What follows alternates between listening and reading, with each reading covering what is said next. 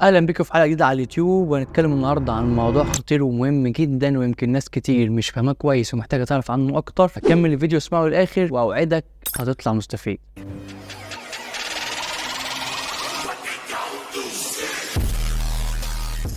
خلينا الاول نبدا بسؤال مهم. هو انت كل ما تعرق اكتر في التمرين ده معناه ان انت حرقك اعلى وتمرينك ماشي كويس؟ سيبك سنتين تفكر. الاجابه هي لا طبعا. خرافه من ضمن الخرافات اللي كنا بنسمعها قبل كده على طول، ان انت كل ما تعرق اكتر في التمرين ده معناه ان انت بتحرق اكتر. وكمان خرافات اكتر بكتير يقول لك لا، ده كمان الدهون كمان اللي جسمك بيحرقها بتخرج في العرق ده، وكلام تاني كتير غريب زي ده، لدرجه بنشوف ناس بتلف جسمها باكياس نايلون، والاكياس دي اللي بيسموها الساونا سوت. حط لك صور زيها هنا. كانوا بيعملوا الحاجات دي بغرض ان هم يعرقوا اكتر في التمرين، فكده فاكرين ان هم بيخسوا اكتر، بس الحاجات دي ليها اضرار خطيره جدا هنتكلم عنها بالتفصيل في اخر الفيديو. خلينا الاول نعرف ونفهم العرق ده بيطلع من جسمك ازاي وايه وظيفته وبيطلع ليه. جسم الانسان بيبقى فيه من 2 ل 4 مليون غدد بتطلع العرق دي اللي هي السويت جلاند، ومتوزعه في جسمك كله بالذات عند كف ايدك وبطن رجلك وعند راسك وورطك. طب ايه هي وظيفته بقى وجسمك بيفرزه ليه؟ العرق عباره عن ميه واملاح، ووظيفته الاساسيه ان هو بيقوم بتنظيم درجه حراره جسمك السيرمو ريجولاتوري سيستم، وبيخرج معاه تاني كده شويه توكسينز او سموم. لما تيجي تتمرن بقى ضربات قلبك بتعلى ودرجه حراره جسمك بتعلى. ضربات قلبك لما تعلى دي اللي بتبقى مسؤوله عن الحرق. طب درجه حراره جسمك لما بتعلى جسمك بيبدا يعرق عشان خاطر يبرد من درجه الحراره دي، لكن ملوش اي علاقه بالحرق نهائيا.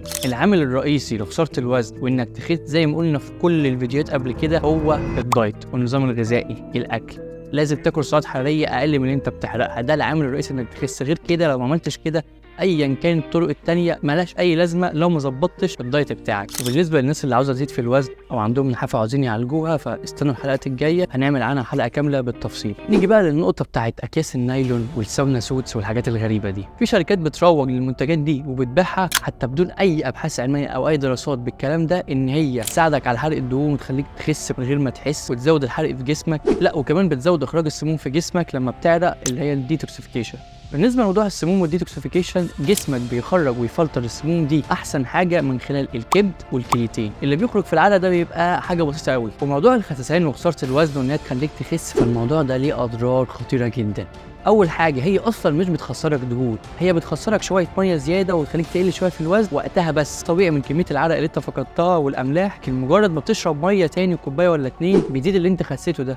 تاني حاجه ان هي بتبوظ لك البالانس اللي ربنا خلقه في تنظيم درجه حراره جسمك، اللي هو السيرمو ريجولاتوري سيستم. تالت حاجه بتسبب لك الديهيدريشن او الجفاف، عشان خاطر بتخليك تفقد كميه ميه واملاح ومعادن ومينرالز كتيره جدا ممكن ما تعرفش تعوضها بعد كده في الاكل والشرب بتاعك. ورابع حاجه بتاثر على الكارديوفاسكولار سيستم، بتاثر على القلب والاوعيه الدمويه عندك. خامس حاجه بتاثر على وظائف الكبد والكلى والعضلات كمان، واضرار تانية كتير. فالخلاصه العرق ما هو الا عباره عن عمليه فسيولوجيه جسمك بيقوم بيها لما درجه حراره جسمك بتعلى عشان خاطر يقلل منها، لكن ملوش اي علاقه بالحرق نهائيا. وبكده نكون خلصت حلقتنا النهارده. اتمنى يكون الموضوع وصل بشكل بسيط. ما تنساش تعمل لايك وسبسكرايب عشان تستفيد ويجيلك الحلقه اول ما تنزل على طول. لو عندك اي سؤال او عاوز نتكلم عن موضوع معين ممكن تكتبه في الكومنتات تحت. وما تنساش جيت فيت وذ دكتور فيت. استنوا الحلقات الجايه.